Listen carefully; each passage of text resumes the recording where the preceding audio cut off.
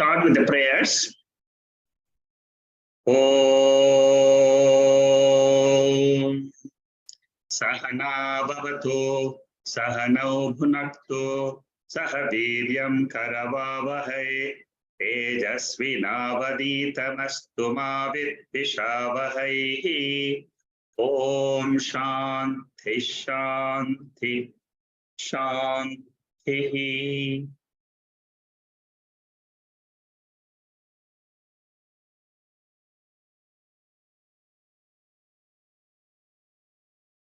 We are doing Panchadasi, the 5th chapter, Mahavatya Viveka Prakaranam, consisting of 8 verses, which deals with the most important topic in the entire Vedanta Shastra, which is Mahavatya Vichara.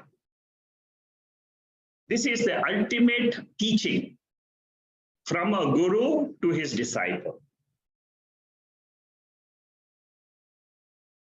Initially, the disciple would go to a guru and ask him Brahma Vidya, teach me Brahma Vidya. The teacher has to teach him the Brahma Vidya, but then it takes a long time for preparation for the student. After the preparation, what is the final message given by the teacher? That is what is expressed in this chapter. Very, very subtle topic. And if you have done proper preparation for the study, develop Viveka, Vairagya, Shamada Shatka Sampatti, Mukshutvam, then this chapter you will find it is extremely useful and for the final liberation of the human mind, which is called as moksha.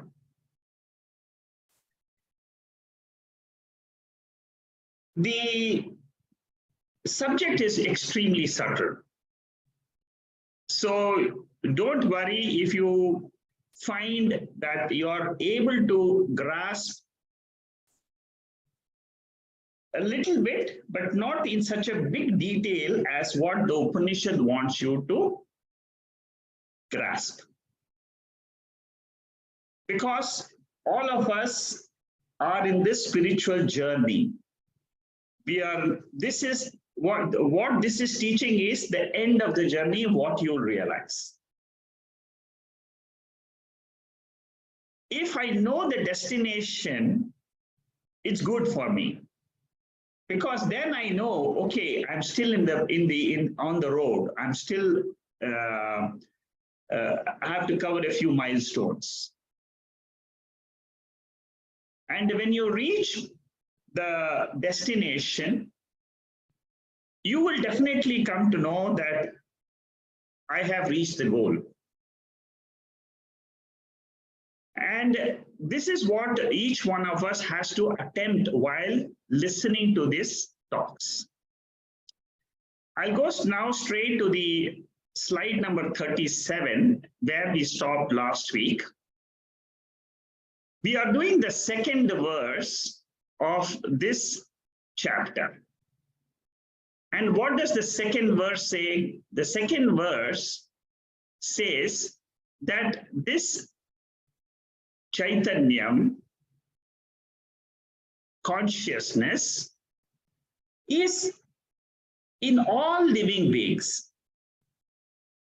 It is in the devatas, who are the superior beings in the Devaloka. It is there in plants, human, animal. Consciousness is there. But in each of the species, the expression of consciousness is not the same. Consciousness is the same. It's one entity which is getting reflected in all the living beings. Wherever you find a rudimentary mind, you will find consciousness is expressed. What do I mean by expression? Expression means self-awareness.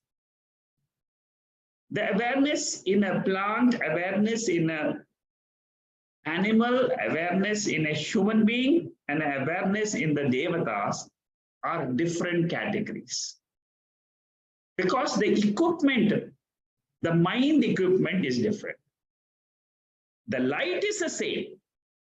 Consciousness is the same, but because of the difference in upadhi, the expressions differ.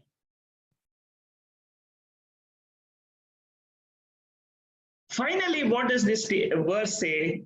It says, the consciousness in me, which is called as Atma, is Brahman.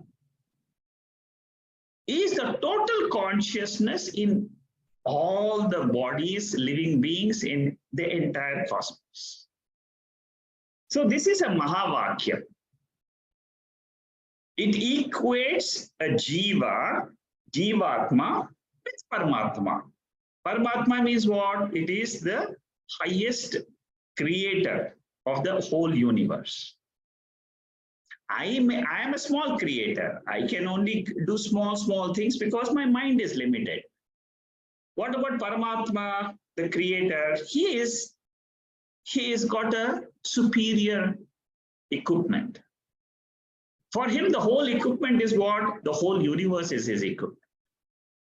So whenever you find statements like Tattvamasi, I am Atma Brahma, Prajnanam Brahma, Aham Brahmasmi, these are all statements which equate the consciousness in this body-mind complex with the consciousness in the entire universe. That is the topic. So now you understand that this is what we are trying to understand in this particular verse, and how the consciousness in me, which is called as Sakshi, how it appears as the Jiva.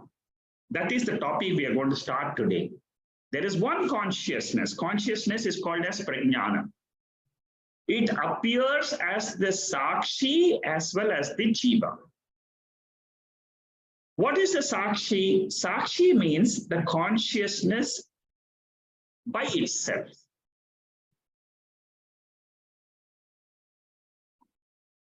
Prajnanam, that is called as Sakshi. It is the illuminator. What about the mind? What about the Jiva? The name Jiva is given to the body-mind complex with the reflection of this consciousness. Consciousness by itself is Sakshi.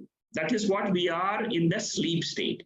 Purely witness to the sleeping mind. All of us can realize this. But in the waking state, I become very angry. I become very deluded. So that consciousness which gets reflected in the mind is called as Jiva. The body or the mind is subtle. It's subtle matter. It is only an appearance. That is why Brahma Satyam Jagan Mithya Jivo Brahmaiva Naparaha. That is the statement of Shankaracharya. This angry person, sad person, happy person, deluded person is only a temporary phenomena. This is what we have to understand. When we understand Mahavakyam, if I understand clearly, what does it mean? I understand that I am the pure consciousness, not the body. The body has consciousness, but I am consciousness. There is a difference in the two statements. So consciousness, when I say I am consciousness, it is called as lakshyartha. Lakshyartha means it is an indicative meaning of consciousness, implied meaning. So as consciousness, I am purely an illuminator. I don't have any action. Illumination of consciousness is swarupam. It's its nature. Sentiency, that is what is called as sentiency. Knowingness, knowledge factor. I alone am is the knowledge of the core essence of each body-mind complex. That is what I have to claim as my swarupa. Claiming body as me, everybody knows it. That is what is called as vachyartha. So this consciousness is the illuminator. It is the spiritual entity which illumines the body-mind complex. Our sense organs are illumined by this consciousness principle. Sense organs by themselves are jadam. And the mind by itself is jadam. It cannot think by itself. The thinking power. The hands have got a grasping power. Eyes have got a seeing power. Ears have got a hearing power. Shrotrasya shrotram, manaso manoyat, vacho hi vacham, kahu pranasya pranaha. Keno Upanishad. The student asked this beautiful question. What is the power behind the sense organs, behind the prana, behind the mind? What is the impelling force? That is what is called as lakshyartha, which is consciousness. So, mukhyartha is called as vachyartha. Lakshyartha is the implied meaning.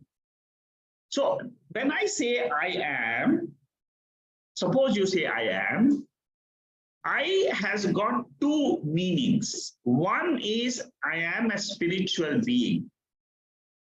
The second I is used for vyavahara in the waking state. That is the ego. And that is called as vachyartha. In Vakya Vritti, this is a statement in Vakya Vritti in 47th verse. And it gives us this understanding that the implied meaning is my real nature. When I understand the mukhyartha, then I will be able to understand and drop the vachya.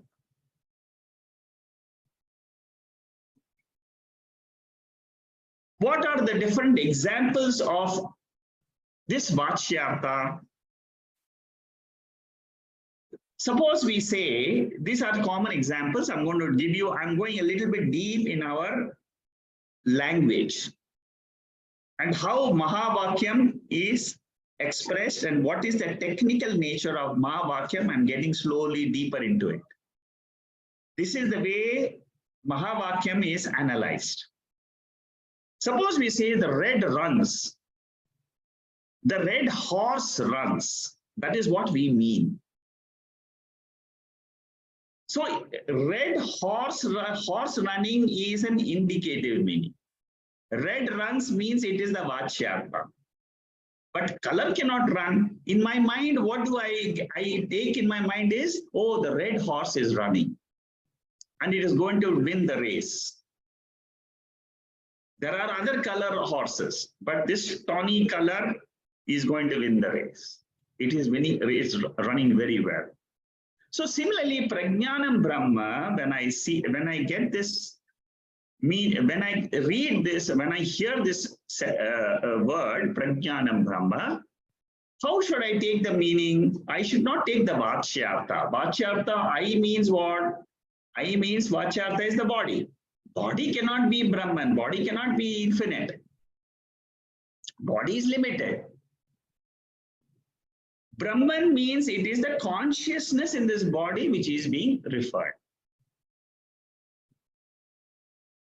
So if you take the normal meaning, which is called as Vachyartha, it will be contrary to our Anubhava. I take myself to be limited. I'm a rich person, poor person, middle class person. I have little knowledge. I don't have very great skills. These are all the Vachyarthas. But it has got the Lakshyartha is what? Consciousness is the same in every being.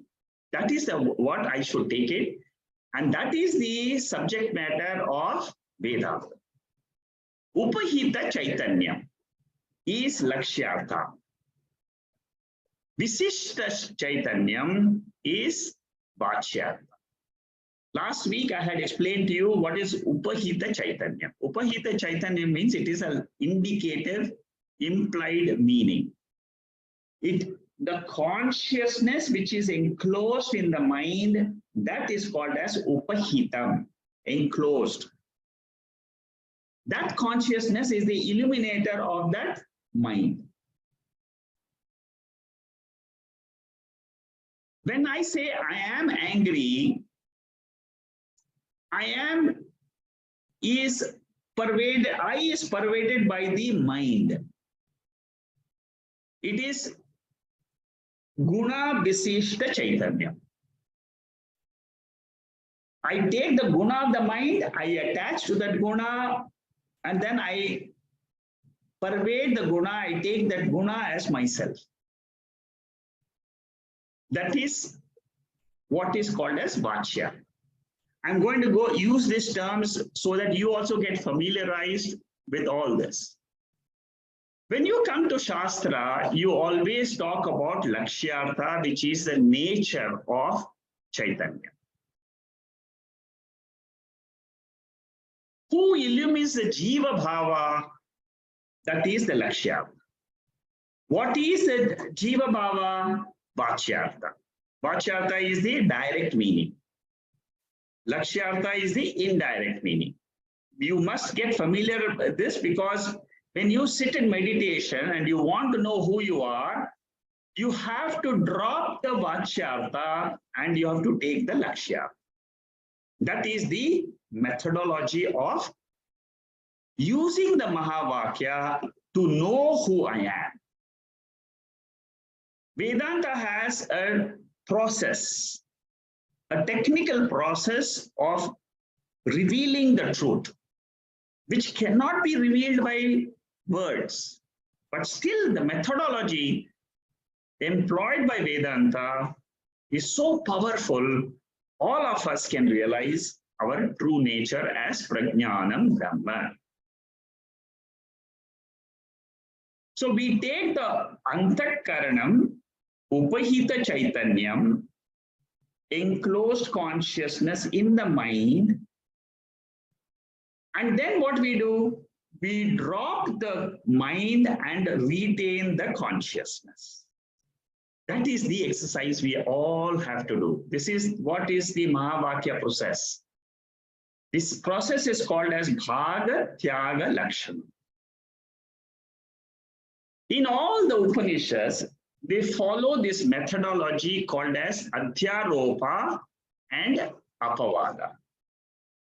Adhyaropa means taking the whole world and superimposing it on the consciousness, on the existence principle. Ishavasya, the first verse of Ishavasya Upanishad states, Ishavasyam idagam sarvam yat kincha jagatyam jagat tena taktena bhunjitya madrida kasya siddhanam. What does it say? Says that the entire world universe is pervaded by consciousness. It is clothed in by consciousness. So don't covet anybody's wealth means what? Don't feel jealous about anybody's wealth, because that wealth is temporary, it is vachyartha, but the person is Brahman. Apavada means what? Apavada means you are dropping the upadhis attributes and retaining the upahita chaitanyam. Like the enclosed space in a pot. You drop the walls of the pot, you break the pot. What happens to space? The space in the pot merges with the total space. That space is only one. Pots are many, but space is one. Bodies are many, minds are many, but consciousness, which is empowering the body and mind, is one. Mundaka Upanishad says, Ashabdam, Asparsham, Arupam, Agandham, Apanipadam. It doesn't have sense organs.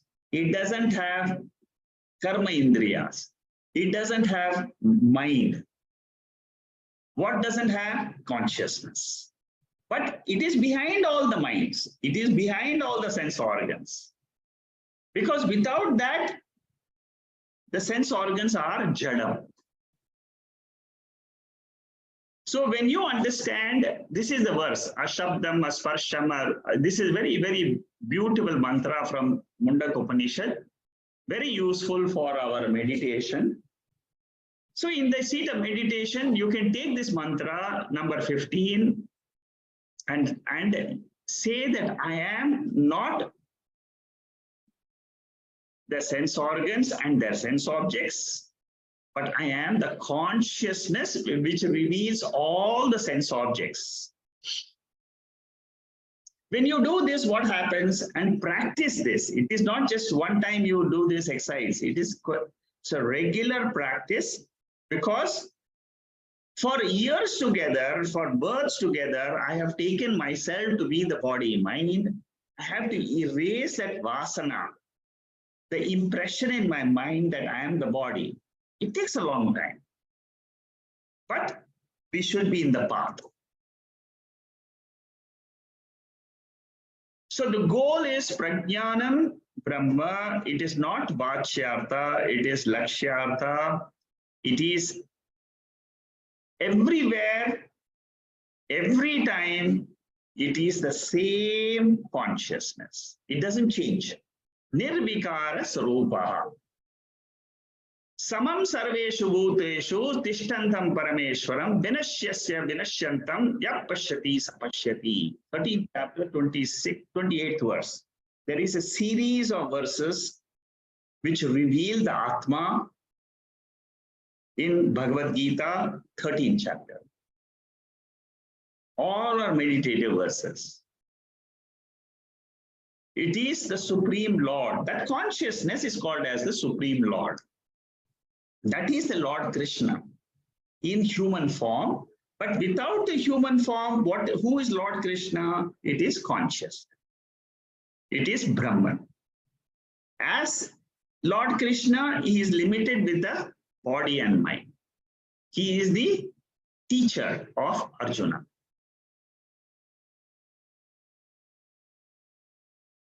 So when you say samam, samam is a word used very often. It is used very often in the Bhagavad Gita, samam sarveshu bhuteshu. All the time, it is samam. Samam means it doesn't change. This consciousness does not change when the mind changes.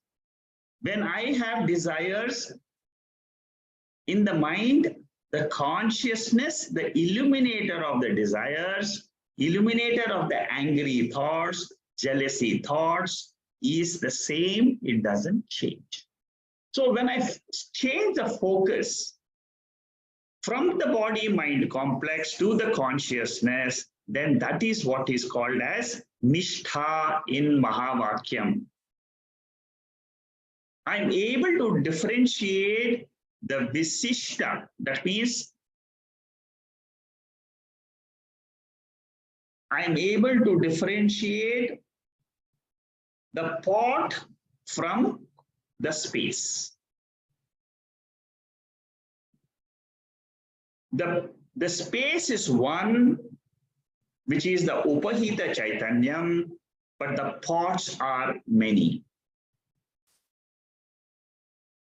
Can we say that consciousness is one or consciousness is many?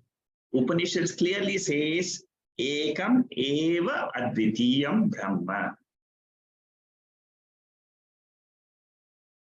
Our mind is functioning because of consciousness. So while I'm acting, I can take my mind to the changeless consciousness. That is what is done by a jnani. Jnani also has a body and mind. You and I have a body and mind, but our mind is working. We are all the time one with the mind, one with the body. What Upanishad says is, create the distance between you, the consciousness which illumines the body, the sense organs and the mind, and be the chit, which is the illuminating factor in a waking state. It is the illuminating factor in the dream state. In the waking state, we call it Atma's Leela. Leela means it is a show, a drama going on, a glory. So the waking state is the glory of the great Atma. The dream state is the glory of the waker's mind. It is the waker's mind which is projecting a dream world. But in both this, what is the content? What is the light in which the world is seen? The world is seen in the light of Atma. Atma is not a part of the body. It is not a part of the mind. Many people think that the mind has consciousness and it is inner, it is intrinsic to it. But what is the truth? Upanishads tell us that Atma is not a part of the mind, it is not the product of the mind, it is not the property of the mind, but it is an independent entity. Okay? If your focus is on consciousness, you will come to the conclusion, which is the Mahavakya's conclusion, that there is only Ekam eva advitiyam Brahma, which exists in the universe. Consciousness alone exists as the Sakshi in each body-mind complex. When you take the Sakshi aspect alone, it is called as Brahman. When you take the Sakshi together with the body-mind complex, it is called as Jiva. Okay? Now, there are some notes which I have put here just as a revision for those people who want to revise whatever I have said in these two verses. The first two verses are dealing with Prajnanam Brahma. It is a Mahavakyam which equates the individual Vyashti Jiva with the Samashti Brahman. The collective totality, entirety of the whole creation, it is being equated at a Lakshyartha level. So what you are equating, you're saying the individual body-mind complex and the total universe have one substratum. That substratum is Ekam Advitiyam. Ekam means one. It is Advitiyam means it is non-dual. It is the same, like one sun can be reflected in 100 pots on the earth. So when you shift your attention to the sunlight, it is one. When you look at the pots, it is Vachyartha. When you look at the sunlight, it is Lakshya. Okay? Mahavakya does not say that one thing is equal to the other. That is not Mahavakya. What Mahavakyam says, there is only one non-dual consciousness. There are not many consciousness. Quantitatively, we can have 100 buckets of water, 100 jars, but the space in them is only one. That is what we should understand. There is neither A nor B. There is only one reality. This is what is Advaita. There are Dvaita principle who says there are many consciousness. Each body has one conscious. But Shankaracharya refutes them in Brahma Sutra. Second chapter is full of refutation of all other philosophies. Brahma Sutra, second chapter. The first chapter of Brahma Sutra is purely dealing with the Advaita philosophy of Ekam Eva Advitiyam Brahma Asti. So all things in the universe have consciousness as the substratum. The first verse gives the clarity of the individual Jiva, and it says it functions with the light of Prajnana. It is the indirect definition of the word I. What is the indirect definition? Consciousness. When eyes are functioning, eyes are called as upadhi. Upadhi is a medium of transactions. What is the reality?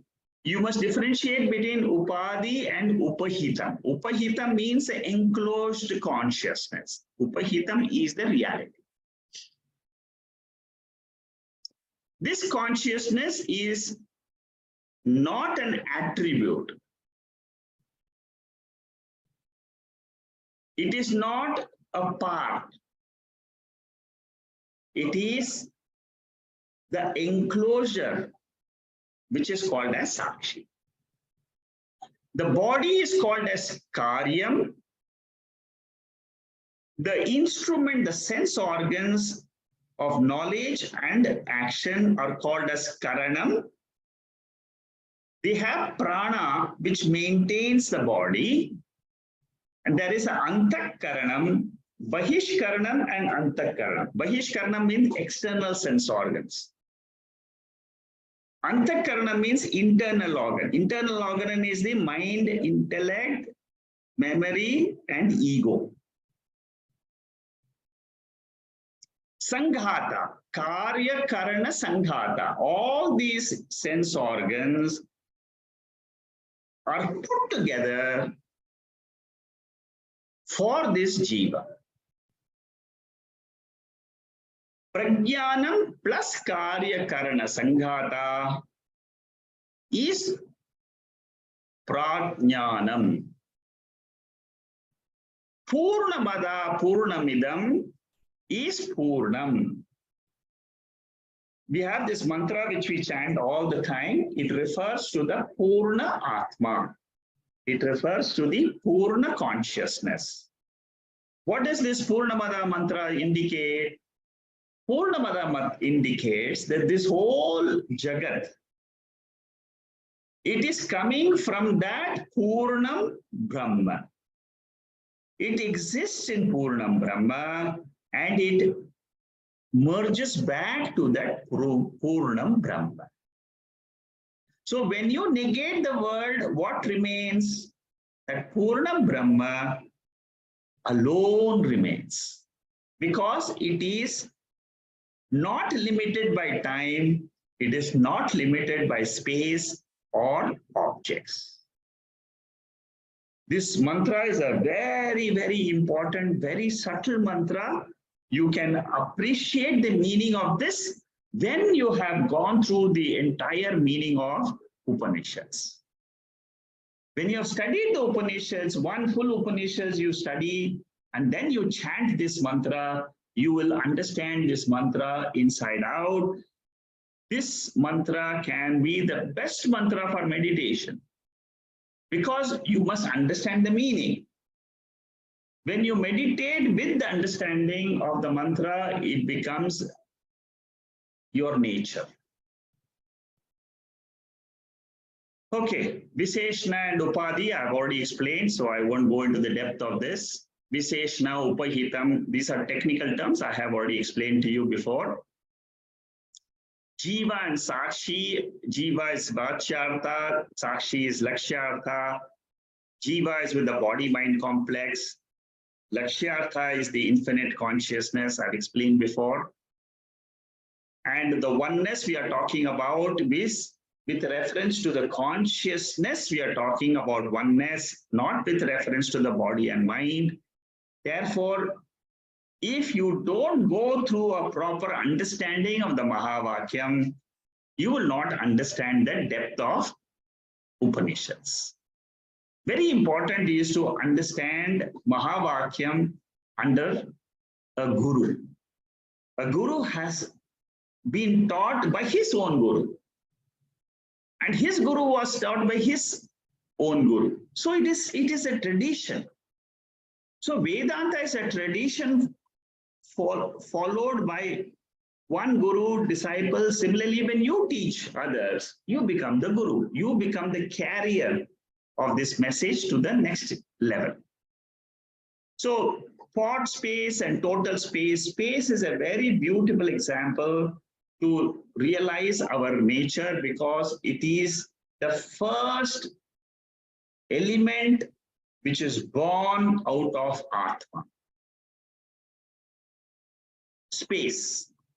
Then comes Vayu, Agni, Jalam, Prithvi. The order is there. There is order in creation. Space is extremely subtle, but what is more subtle than the space? It is Atma. It is Chaitanya. What is behind all the waves? One water. What is behind all the bodies? One consciousness. The truth is only water. Truth is only one Chaitanya. Okay, so these are all some revision notes. You just go through these notes, you will be able to understand them. And consciousness with reference to the upadhis is what is called as Jiva and Ishvara. Okay. Aitareya Upanishad talks about Atma va idam ekam eva agre asi nanyat kinchanam misate. This Atma, this consciousness, which we have studied in the first two verses, is the Atma revealed in Aitareya Upanishad. The very first mantra of Aitareya Upanishad says, this alone was there in the beginning, Jagat was not there. So what is the substratum? What has not changed right from the beginning till today? It is this consciousness. This Atma has not changed. It was one non-dual. It is now one non-dual. I have to accept this as the truth, and then what will happen to me by accept this as the truth? I will not take the property of the mind as my own swarupa.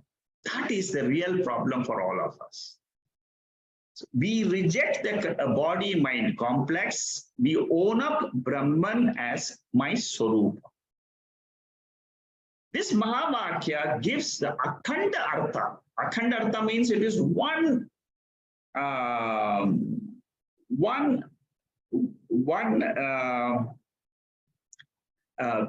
one consciousness, one homogeneous. Akhanda means homogeneous. There is no part in it. It is one homogeneous consciousness in which there is no difference at all. There is no difference between an individual and an individual, between a mind and a mind, between a sense organ and sense organ. And that is what you experience in your deep sleep. Always remember, deep sleep is an example of my Swarupa. Whenever you keep looking at deep sleep again and again and again, what happens is the body mind loses its impact on me. My mind is turned inwards instead of it being turned outwards. Normal living in waking state is always mind is outward. But by practice of the teaching of Mahavakyam, slowly my mind learns to turn inward. Body, when I keep the consciousness as my Swarupam, what happens to the experiences of the waking state? The experiences of the waking state are only appearances. The term of reference is very important. If you're looking at the body level, you can never say I am conscious. But when you look at the consciousness, then you look at the experiences, then you can accept all experiences. Whatever experiences you may have had till today, from birth till date, all that is exactly a passing experience, a flow. It appears to be connected, but in the sleep state, it gets disconnected. Again, we get connected when we get to the waking state. Whole Vedanta is shifting our attention from body-mind complex to the core of our personality, which is consciousness. Again and again, throughout the 8 verses, we will be talking whether it is Tattvamasi, whether it is Aham Brahmasmi, we will be talking about the same Mahavakyam in different ways. He teaches me I am the only reality in this entire universe.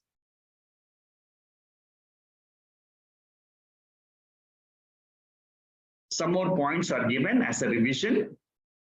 In every Mahavakyam, there is an individual, Vyashti, there is a totality, and the identity is being established between the supreme totality and the individual Jiva. What is the nature of the individual? What is the nature of the universe? How do I falsify this universe? That is the subject matter of Mahavakyam. I gain the knowledge of the reality after gaining the knowledge of the supreme truth behind the world, behind the Jiva, and behind the Creator. Then I can drop the reality behind this Jagat. Okay. So in the Aitareya Upanishad, we are talking of the first 2 verses of this chapter 5 is describing Aitareya Upanishad, verse 1, 2, and 3. Verse 1 is asking, I went through these slides last week also. The verse 1 deals with the question, what is the self? Is it the self which we worship, or is it the self which is behind our worship? What is it? What the eyes see is the truth, or is it the power behind the eyes is the truth? That is the question asked by the disciple in the first verse of the Upanishad. And the answer to that question is this Mahavakyam. Then the teacher says, take the Karya Karana Sangata. These are only instruments, but what is the consciousness behind that is the truth. And the second verse describes this truth. It is not, it is the consciousness which is behind all knowledge. We are going to take this for meditation also. So I will explain that to you a little later. But we have already gone through this last week also. Mind and its products, they are all jadam by nature. They are not conscious. They don't have self-conscious. They borrow consciousness from prajnanam. So the life principle is prajnanam. That is the ultimate message of this second verse. And in the second verse, second verse of the Upanishad, it says, what are the thoughts in the mind? I want to go through the thoughts. You see how Upanishad goes into the depth. What are the different types of thoughts which we can have? One is samjnanam. Samjnanam means what? Clarity. Clarity of perception. My eyes are seeing color.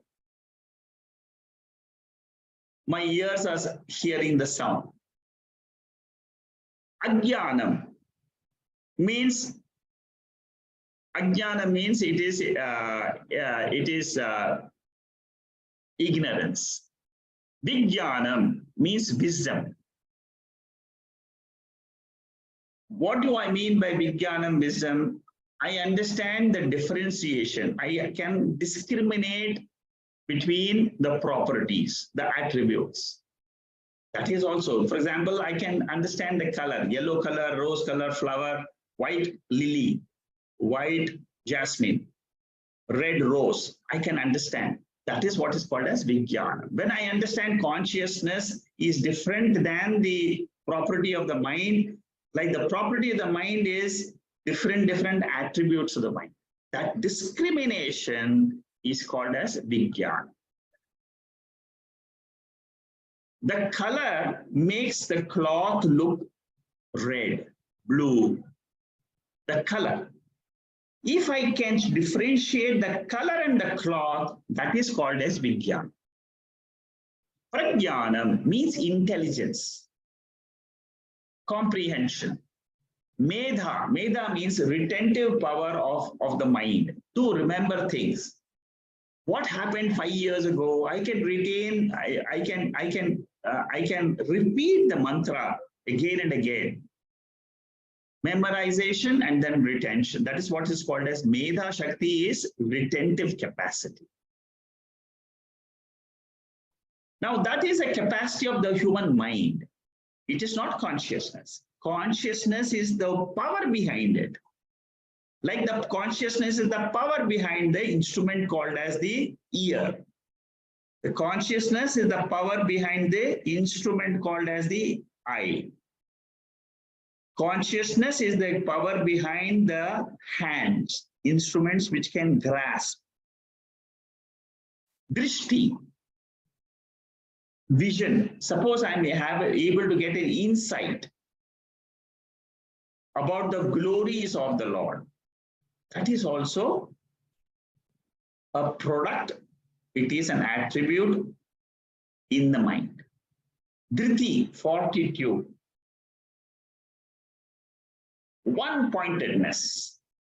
That these are all the qualities of the mind. Matihi means reflective capacity. You see something and then you reflect on it. Oh, is this the sun? Now, sun is thousands of miles away. It has got a capacity to illumine the whole universe. This is what is called as reflection.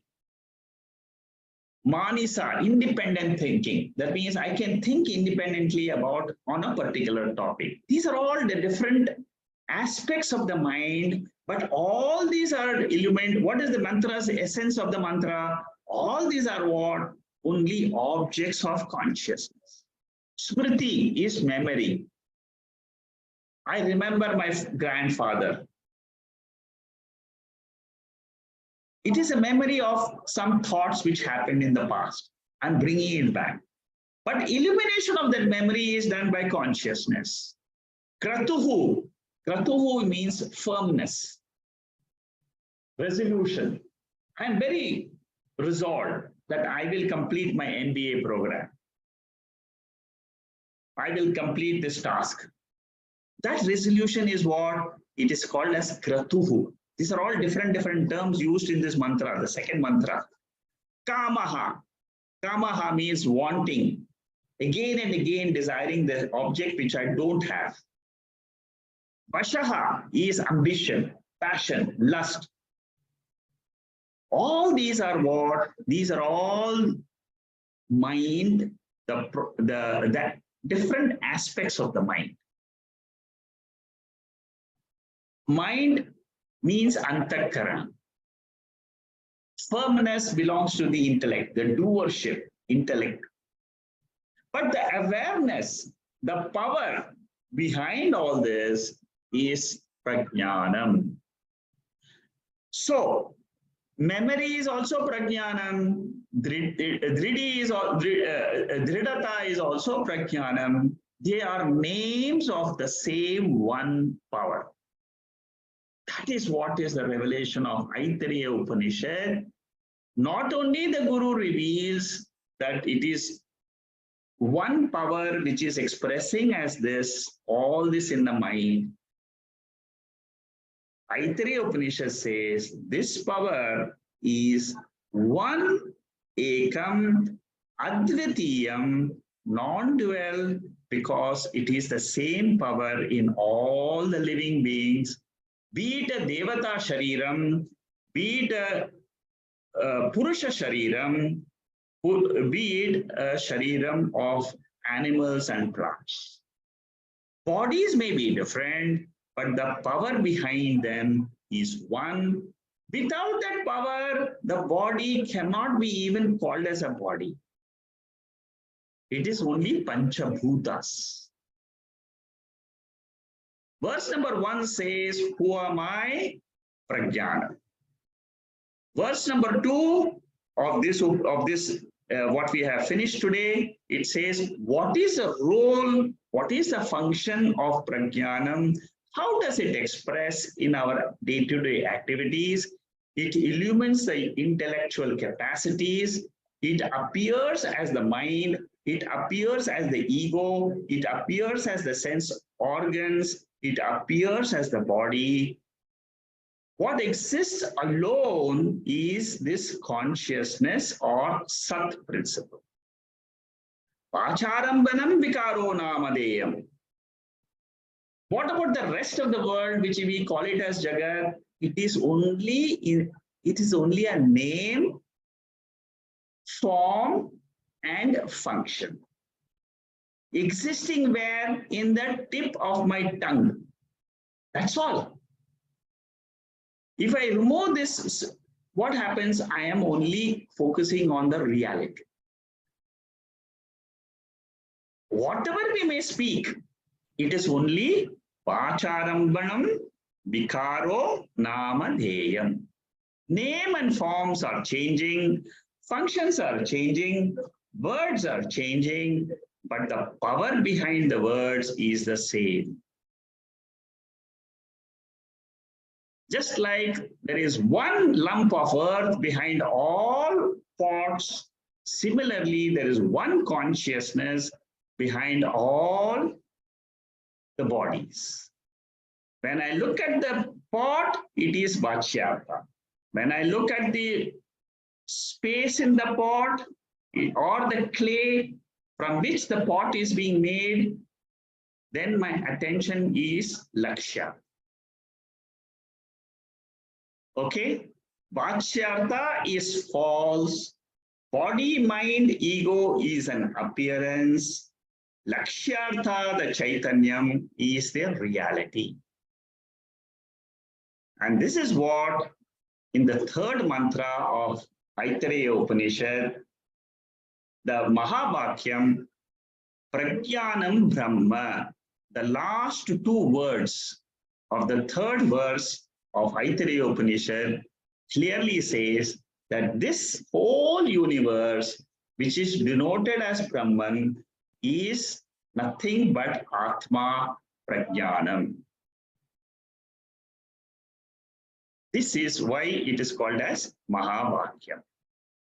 The beings can be born from eggs or from sweat or from embryos like animals and human beings, or from breaking the earth, seed form. These are the only four forms by which beings can be born. But the consciousness in which they are born is one. Tattvamasi is referring to that consciousness. Prajnanam Brahma refers to that consciousness principle, which is one. Water is the same as Prajnanam. Water is in the form of a wave or an ocean. Wave is the individual, ocean is the totality. Prajnanam, consciousness, existence principle is one. It is expressing as Jivatma in the body. It is expressing as Paramatma in the total creation. The individualness is false, but the content is the truth. It is the same message which is given in Keno Upanishad, Shrotrasya Shrotram Manaso Manoyat, Vacho hi Vacham, Kaupranasya Pranaha. It is the ear of the ear, mind of the mind. It is this Prajnanam. This Prajnanam is called as Aham. And what is Jagat? Jagat is Mithya. Mithya means it is false. What really exists is this truth called as Prajnanam, which is the reality. Therefore, Jiva Brahma Aikya Bodhaka Vakyam is Mahavakyam. That sentence which reveals the truth behind the individual and the truth behind the totality as one consciousness, as one Prajnanam, is the ultimate essence of Aitareya Upanishad, which expresses the Mahavakyam as Prajnanam Brahma. With this, I conclude the first two verses of the 5th chapter of Panchadasi, dealing with the Mahavakyam Prajnanam Brahma. Next week, I will start with the 3rd verse and we will see how this goes.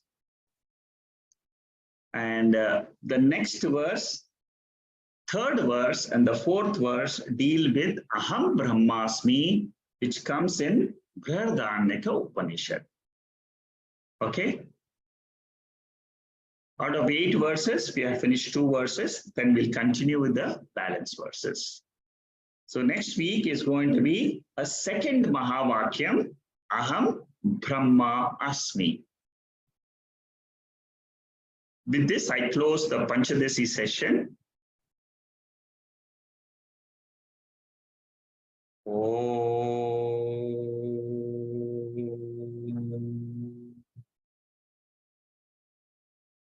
Purnamada Purnamidam Purna Purnamudacchade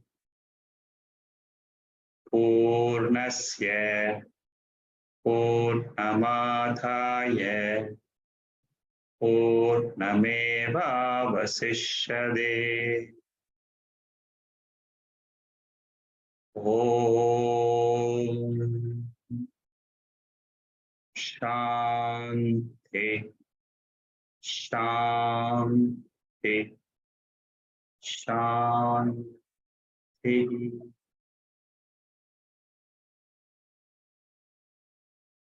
are not many questions in the chat box.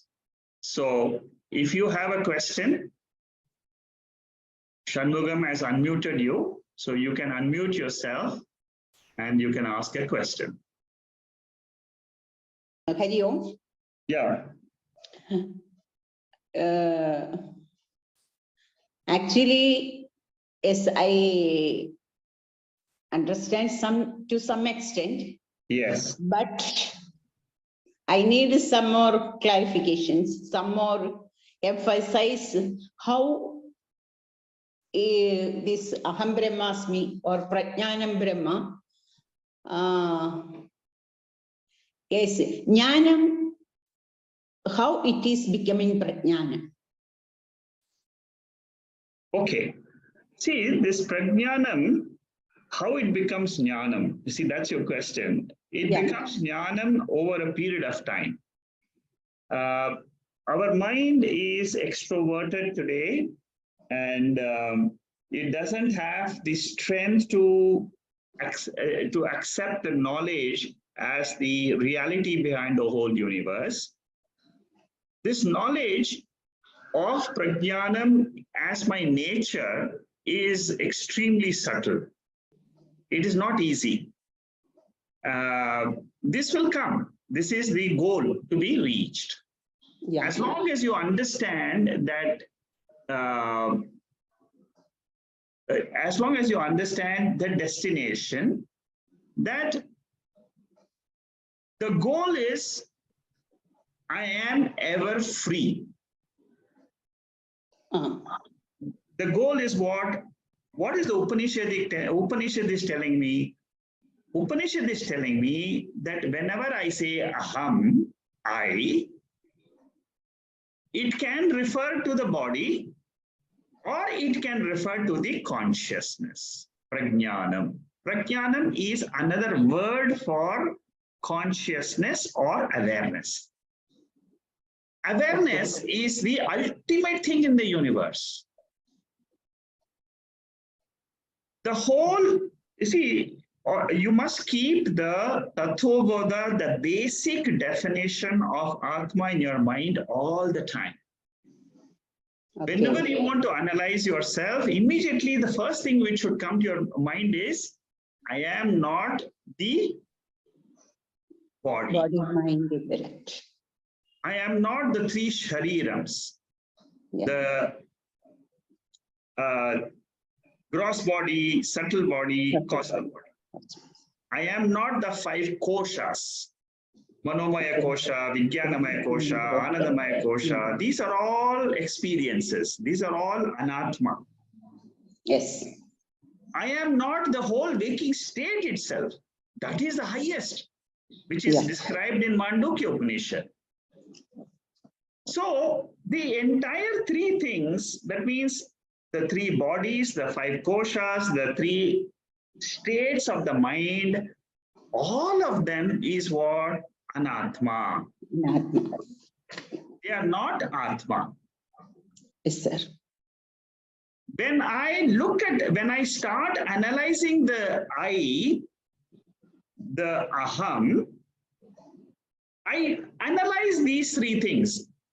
Analyze these states of the mind, the three sharirams, as superimposition on this Atma. That is what is called as Adhyaropa. Adhyaropa. So first what I do, I take these three things because these three things are experienced by me. So all my experiences are put together in these three boxes. One box is of the states of the mind. Another box is of the three sharirams. Another box is of the five koshas. All my experiences I put into these three boxes. The Upanishad teaches me in Taittiriya Upanishad what is these five koshas. The Mandukya Upanishad teaches me the three states of experiences, waking, dream, and sleep. Keno Upanishad teaches me gross body, subtle body, causal body. I also learn all these three things. Yes. Now, the Mahavatya comes. What is the Mahavatya? Mahavatya says Tattvamasi or Prajnanam Brahma. Prajnanam means what? There is something different than all these sharirams and the states of the mind, and also different from the five koshas. That something is always, suppose I'm calling it Satyam Jnanam Anantam, Satchit Ananda. In Keno Upanishad Bhashyam, Shankaracharya makes this statement. What does he say? He says that all words which we use, whatever words which we use, is only referring to Anatma. Yes. All words is only referring to Anatma, because the words can only describe whatever is our experience. Our experience is not my nature. My nature is I am consciousness. It is a spiritual essence, which no word can describe. In Keno Upanishad Bhashyam, this Shankaracharya's brilliant commentary is there. He says, Yato vacho na nivartante. That means the words have no jurisdiction to enter into consciousness. Then the opponent comes there and he says, okay, I understand. But what is this Satyam Jnanam, this consciousness, Chaitanyam which you are using? Shankaracharya says, even the word Chaitanyam is only with reference to the three shariram. The basis of this word called consciousness is only with reference to the sharira. The basis, keeping the basis as the shariram, the Upanishad says Chaitanya. Because shariram is jadam, there is something different than the shariram, and that is what is called as Chaitanya. So when you try to sit in meditation and you realize that words cannot describe Atma, then what will happen to your mind? Your mind will completely shut itself, because you have this knowledge. Any word I coin in my mind is not describing my nature. My nature is pure. There is nothing else apart from itself. That is prajna. That is the meaning of prajna. It is a reality. That's why we call it reality. It is not an object. The three sharirams are objects of this consciousness. The five koshas are objects of this consciousness. And when I take that consciousness, which is pure, without anything, that is what is called as Sakshi. Sakshi, the word Sakshi is only with reference to Shakshyam, with reference to the experience. But that Brahman is beyond Karya, Karana, Sangha. It is beyond the body-mind complex. There are no words to describe that pure state. So when you say, I don't understand, it means that you are still taking it as an object of your intellect. This was the problem with the Keno Upanishad student. Keno Upanishad student said, I don't understand what you're saying. Then Shankaracharya explains, then the Upanishadic Guru says, you're right. You won't understand it because it is not an object of consciousness. It is you. You are the subject. In the second chapter of Keno Upanishad, which we will be taking in the Saturday sessions, It comes very brilliantly. And therefore, the answer to your question is, Prajnanam cannot be understood, but it has to be claimed as your Swarupam, as your intrinsic nature. I am that. That's all. I am that. Tattvamasi. That is what the Upanishad is trying to teach.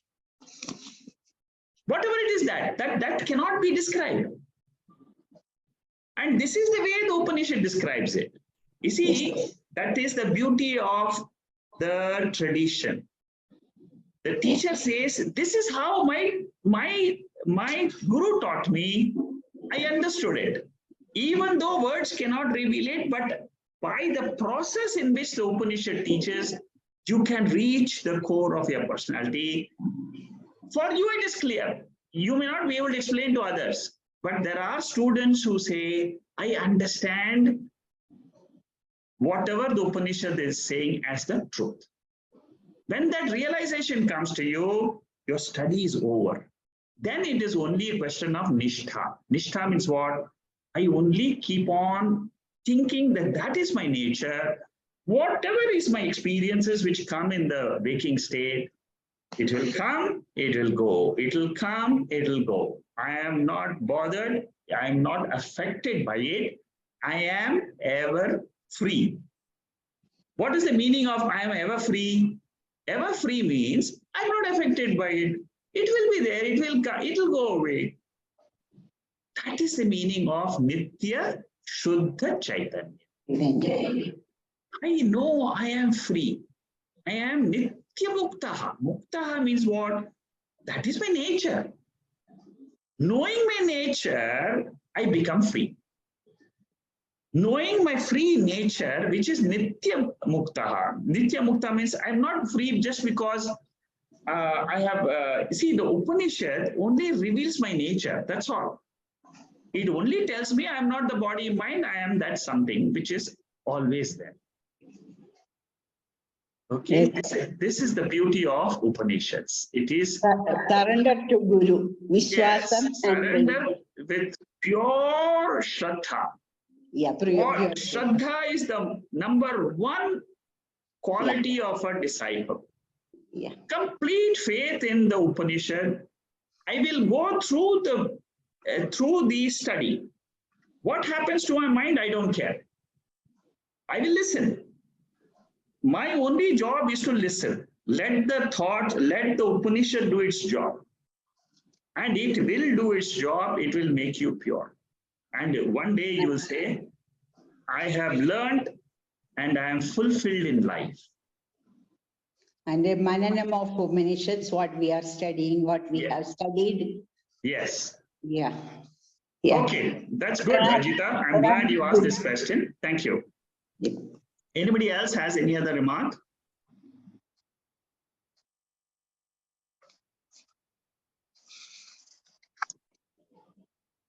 Okay, if there are nothing else, then we'll continue with the third verse next week. And today is the 22nd, 29. Sometime in April, I will be traveling again on the 6th of April to the 21st of April. I'm just giving you advance notice. There won't be any sessions from 6th to 21st of April. Okay? Okay. Thank you. Good night. Hari Om. Hari Om. Hari Om. Thank you. Good night. Thank you. Hari Om.